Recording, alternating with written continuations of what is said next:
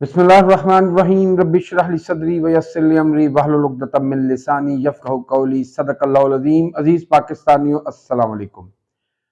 پاکستان میں ہر روز ظلم و ستم اور فسطائیت کی ایک نئی داستان رقم ہو رہی ہے۔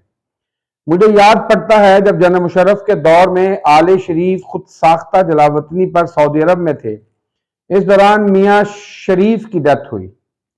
جنرل مشرف ایک فوجی آمر ہونے کے باوجود اس قدر کرٹیس اور ظرف والا تھا کہ اس نے شہباز شریف کو خود کال کی اور اس نے کہا کہ اگر آپ دونوں بھائی آپ کے اہل خانہ پاکستان آ کر میاں شریف کی آخری رسومات میں شامل ہونا چاہتے ہیں تو مجھے کوئی اعتراض نہیں، آپ کو تمام سہولت بہم مہیا کی جائے گی۔ یہ علیحدہ بات ہے کہ آل شریف اس قدر خوفزدہ اور بغیرتی کا وہ شاہکار ہیں کہ انہوں نے اپنے باپ کے جنازے میں شرکت کرنا مناسب نہ سمجھا۔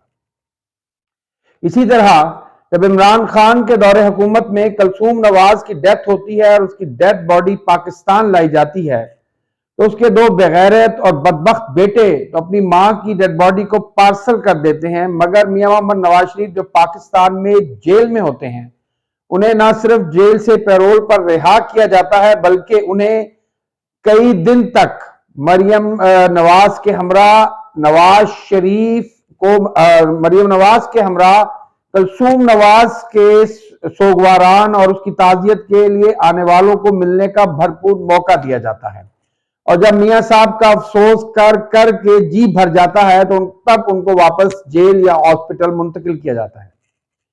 لیکن اس وقت پاکستان میں ایسے لوگ اقتدار پر مسلط ہیں جن کی کوئی اخلاقی، قانونی، آئینی حیثیت نہیں۔ نگران کا مطلب محض ایک کرٹسی کال ہوتی ہے، یہ محض ایک ٹوکن کا اعزازی رینک ہوتا ہے یا رتبہ ہوتا ہے جو کہ آپ آئیں، انتخابات کرائیں اور عزت کے ساتھ گھر کو جائیں۔ مگر اس وقت پاکستان میں نگران اپنے آقاؤں کی سرپرستی میں ایک بےہودگی کی انتہا کو چھو رہے ہیں، ایک ایسے بدمست بدماش ہاتھی بن چکے ہیں کہ جس کی جی چاہے عزت اچھال دیتے ہیں اور جس کو جی چاہے اپنے قدموں تلے روند دیتے ہیں۔ عمران خان کے عزیز ترین ماموں جو ان کے مینٹور بھی تھے اور جن کے فادر کے نام پر ہی زمان پارک کا نام زمان پارک رکھا گیا، جی ہاں، عمران خان کے ماموں جاوید زمان کا پرسوں انتقال ہوا۔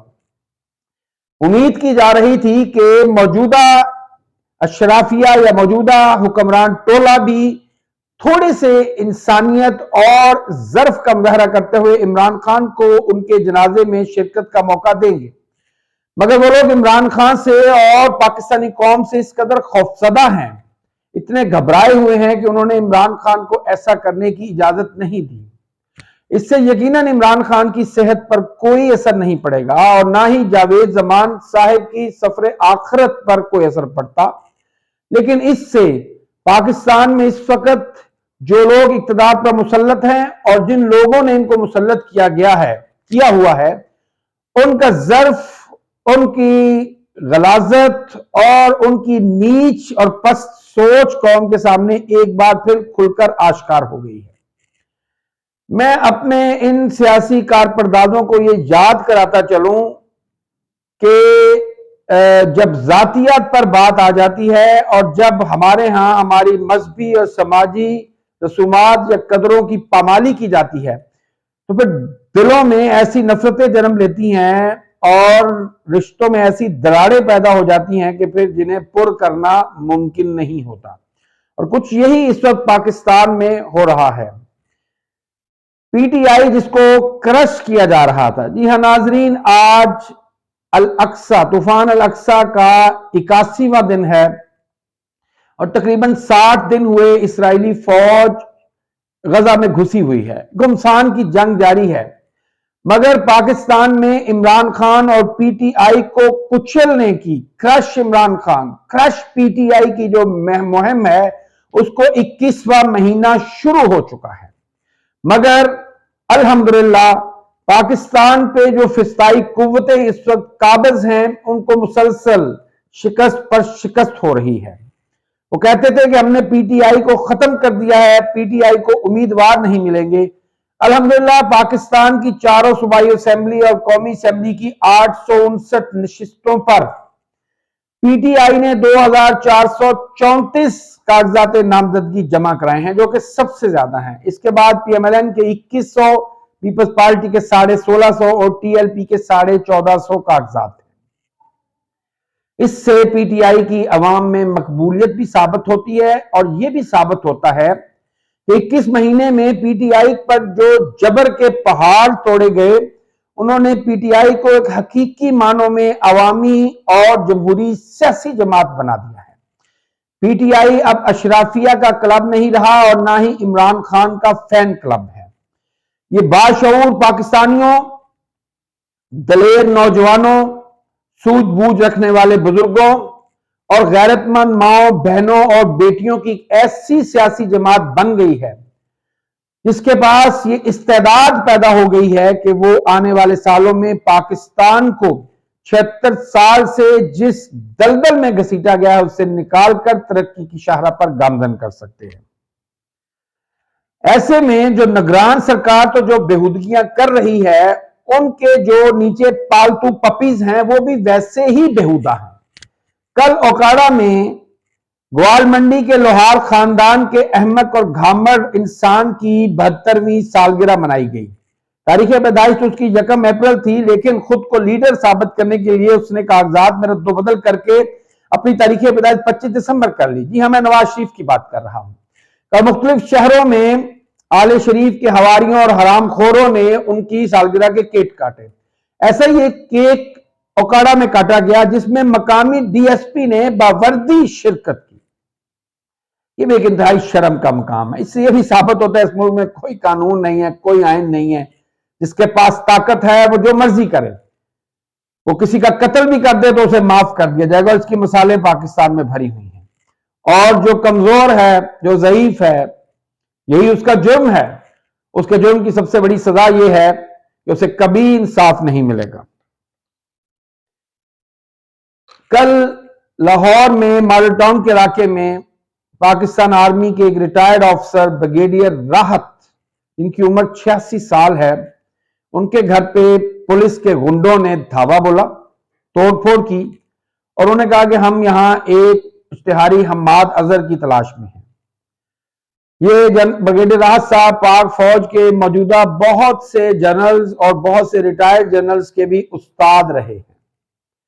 جنرل آصف یاسین ملک کے ریلیٹو ہیں، اور انہوں نے بھی اس کا بھرپور طریقے سے مذمت کی ہے۔ جس ریاست میں 86 سال کے بوڑھوں کی ریاست کا دفاع کرنے کے لیے اپنی زندگیاں وقف کرنے والوں کی اور ریاست کے لیے بیرون ملک سے اربوں ڈالر بھیجنے والوں کی کوئی عزت نہ ہو، وہ ریاست کبھی اپنے قدموں پر نہیں کھڑی ہو سکتی۔ وہ ریاست کبھی خود کے وجود کا تحفظ نہیں کر سکتی۔ میں پاکستان کی جو صاحب اقتدار لوگ ہیں ان کو دعوت دیتا ہوں کہ ایک بار اسلام آباد پریس کلب کے سامنے پہنچیں اور وہاں جو بلوچ خواتین اور جو مسنگ پرسن کے ورثہ بیٹھے ہیں ان کے خیالات سنیں۔ مجھے خوف آتا ہے پاکستان کے مستقبل کے بارے میں سوچ کر۔ اس قسم کے خیالات کا وہ اظہار کر رہے ہیں، جس طریقے سے لفافہ اور بغیرت بریگیڈ صحافیوں نے ان سے الٹے سیدھے سوال کر کے ان کے زخموں پر نمک چھڑکا ہے، اسپیشلی غریدہ فاروقی جیسی ایک غلیظ عورت جس کو صحافت کا لبادہ اوڑھا گیا ہے۔ اس نے ڈاکٹر مہرنگ بلوچ سے جس قسم کے سوال کیا ہے، اس سے صرف پاکستان کی اسٹیبلشمنٹ سے ہی بلوچوں کی نفرت ظاہر نہیں ہوتی، بلکہ پاکستان کے صحافتی حلقوں سے بھی بلوچوں نے کھلی نفرت کا اظہار کیا ہے، جو کہ پاکستان کے لیے ایک انتہائی شرم کا مقام ہے۔ آج بلوچستان میں یہ صورتحال ہے، کل کو یہی صورتحال سندھ میں، خیبر پختونخوا میں اور پاکستان کے جنوبی پنجاب یا سرائکی علاقوں میں بھی ہو سکتی ہے۔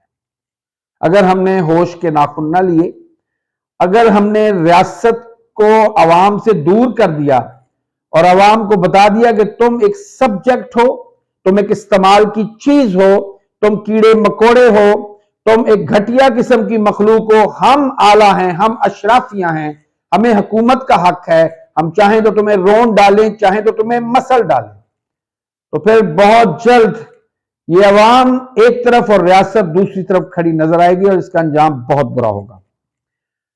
اس وقت پی ایم ایل این کی صفوں میں تھرتھلی مچی ہوئی ہے۔ ان کو سمجھ نہیں آ رہی کہ کون سے حلقے سے ان کی قیادت انتخاب لڑے۔ قصور سے لے کے مانسہرہ اور کراچی تک سارے شہروں میں وہ حلقے ڈھونڈے جا رہے ہیں جہاں ووٹ خرید کر، ضمیروں کے سودے کر کر آل شریف کو اسمبلیوں میں پہنچایا جائے۔ ایسے میں جو آل شریف کے گماشتے ہیں، جس طرح مظفر گڑھ میں باسط سلطان بخاری جو کہ ایک لوٹا بھی ہے، اس کی اس وقت ایک ویڈیو سامنے آئی ہے کہ جس میں وہ اپنے چند لوگوں 15-16 لوگوں سے قرآن پر حلف اٹھا رہا ہے کہ آپ ہمیں ووٹ دیں گے اور آپ ہمارے علاوہ کسی کو ووٹ نہیں دیں گے۔ میں یہ پاکستانی عوام کو یہ یاد کراتا چلوں کہ اس قرآن پر پاکستان کی عدالتوں میں روز ہزاروں حلف اٹھائے جاتے ہیں۔ پاکستان کی ساری عدلیہ کے ججوں نے اسی قرآن پر حلف اٹھایا ہے۔ پاکستان کی بیوروکریسی اسی قرآن پر حلف اٹھاتی ہے۔ پاکستان کی پارلیمنٹ، صوبائی اسمبلیوں، قومی اسمبلی اور سینٹ میں بیٹھے ہوئے لوگ، ہمارے وزیر اعظم، بڑے بڑے عہدوں پر بیٹھنے والے لوگ بھی اسی قرآن پر حلف اٹھاتے ہیں۔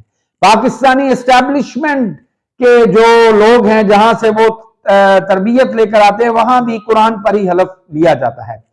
اور یہ جو تمام حلف ہیں، یہ پاکستانی قوم بارہا ٹی وی پر دیکھ چکی ہے، اور پاکستانی قوم یہ بھی دیکھ چکی ہے کہ ان لوگوں نے کبھی حلف پر عمل نہیں کیا۔ تو چوروں اور ڈاکوؤں کو ووٹ دینے کے لیے آپ کا قرآن پہ حلف کوئی اہمیت نہیں رکھتا، اور نہ ہی آپ باؤنڈ ہیں کہ آپ قرآن پہ حلف اٹھا کر ان کو ووٹ دیں۔ اگر آپ کسی مجبوری کے تحت ان کے سامنے حلف اٹھاتے بھی ہیں تو میں آپ کو اپنے رب کے اذن سے آپ لوگوں کو یہ بتاتا چلوں کہ آپ پر قرآن کا یہ حلف بائنڈنگ نہیں ہے۔ آپ اس حلف کو اٹھا کر ایک طرف پھینکیں، اپنے ضمیر، اپنی سوچ کے مطابق ایک بہتر محب وطن اور ان پاکستانیوں کے حقوق کی جنگ لڑنے والے شخص کو اور اس پارٹی کو ووٹ دیں۔ اللہ پاکستان کا اور آپ سب کا حامی ناصر ہو۔ پاکستان زندہ باد، پاکستانی قوم پائندہ باد۔ شکریہ والسلام۔